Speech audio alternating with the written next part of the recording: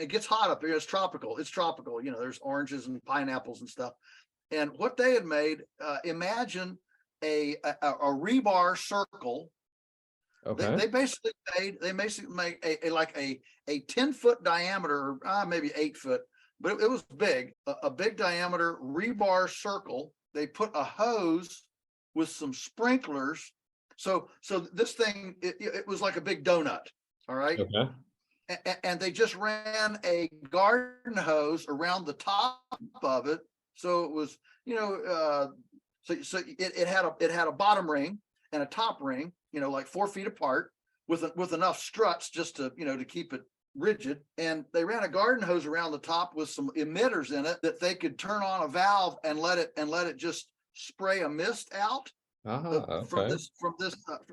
And the beauty of this thing, what was cool about it was when they moved the pigs, this thing was light. They just flipped it up on its side and just rolled it like a big wheel. Wow. Okay. It was Practice. extremely portable. And they had, I don't know, they had maybe 3 of them. They had a group of 300 some hogs in one group, and they moved them every single day.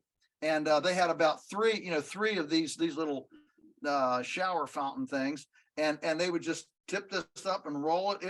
It was real slick. I was quite impressed with it. Wow. Okay. Yeah, so that's good. Definitely adding in the mister system. It's so how high did they have it elevated off the floor, did you say? Yeah, about 4 feet. About 4 feet, you said?